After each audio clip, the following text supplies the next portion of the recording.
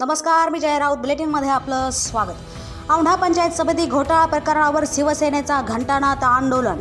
औंढा नागनाथ पंचायत समितीच्या लेखा विभागातील कथित आर्थिक गैरव्यवहार आणि शासकीय दस्तऐवज जाळल्याच्या आरोपांची सखोल चौकशी करून दोषींवर तात्काळ फौजदारी गुन्हे दाखल करण्याच्या मागणीसाठी शिवसेना उद्धव बाळासाहेब ठाकरे पक्षाच्या वतीने हिंगोली जिल्हा परिषद कार्यालयासमोर घंटानाद व दस्तऐवज सत्याग्रह आंदोलन करण्यात आले।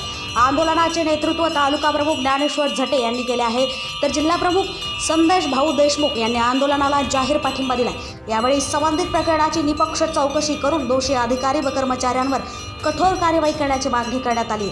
आंदोलनात उपजिल्हा प्रमुख गणेशराव शिंदे पाटील, उपजिल्हा संघटक शंकरराव घुगे, शहर प्रमुख रवी अण्णा उपालू, उपशहर प्रमुख विशाल यादव यांच्यासह मोठ्या संख्येने शिवसैनिक सहभागी झाले होते।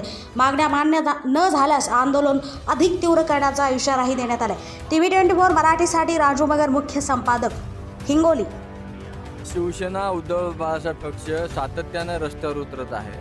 गेल्या 3 वर्षापासून संबंधित बीडीओवर कार्यवाही गुन्हा दाखल झाला पाहिजे, संबंधित कर्मचाऱ्यावर गुन्हे दाखल झाले पाहिजे। यासाठी वेगवेगळ्या पद्धतीने आपण तुमच्या माध्यमातून बघितलं असेल की वेगवेगळे आंदोलनं केली, पण मला काय कळत नाही की या जिल्ह्याचे शिव जे कर्तव्यदक्ष आहेत ते कशामुळं त्या संबंधित बीडीओला पाठीशी घालत आहेत आणि कशामुळं कोणाला भिवून ते त्याच्यावर कारवाई करत नाही ते कळत नाही। आज या ठिकाणी नाईलाजानं आम्हाला घंटानाद आंदोलन करावं लागले आणि या आंदोलनाची जर गंभीर दखल शिवनं जर घेतली नाही तर आम्हाला नाईलाजानं कायदा हातात घ्यावा लागेल आणि याची सर्वस्वी जबाबदारी मुख्य कार्यकारी अधिकाऱ्यांची राहील। मी असं आपल्या मार्फत सांगू इच्छितो, कारण की आंदोलन तर कितीदा करावं एकाच विषयावर। गेली 3 वर्ष झालं सातत्यानं शिवसेना उद्धव बाळासाहेब ठाकरे पक्ष आंदोलन करत आहेत। माझी शिवला विनंती आहे की आपण याच्यावर गांभीर्याने लक्ष द्या, संबंधितावर गुन्हे दाखल करा, अन्यथा परिणामाला सामोरं जा।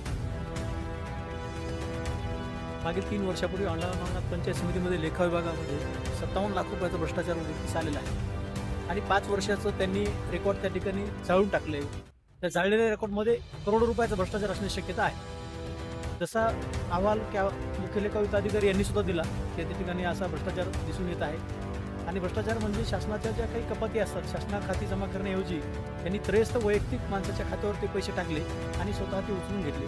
त्यामध्ये गटविकास अधिकारी सुद्धा दोषी आहेत असा मुख्य लेखा अधिकाऱ्यांचा अहवाल आहे। तसेच ॲडिशनल सीओ अतिरिक्त मुख्य कार्यकारी अधिकारी यांनी सुद्धा असा अहवाल दिला आहे की त्यामध्ये गटविकास अधिकारी आणि इतर 5 कर्मचारी दोषी आहेत आणि त्यांच्यावर फौजदारी गुन्हा दाखल झाला पाहिजे। या मागणीसाठी आम्ही गेल्या 3 वर्षापासून या ठिकाणी संघर्ष करत आहोत, परंतु मुख्य कार्यकारी अधिकारी त्याच कुठलीही दाद देत नाहीत। आम्ही पैसे भरून घ्यालो, पैसे भरून घेतले म्हणजे गुन्हा मिटला असा विषय होत नाही।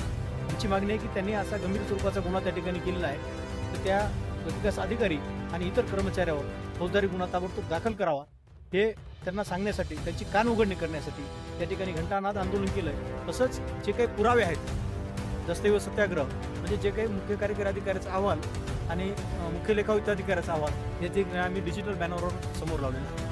जर याच पद्धतीने यांनी जर सांगून सुद्धा आता ऐकत नसतील तर येणाऱ्या काळामध्ये शिवसेनेच्या वतीनं या ठिकाणी त्यांची आम्ही कान उघडणी केल्याशिवाय राहणार।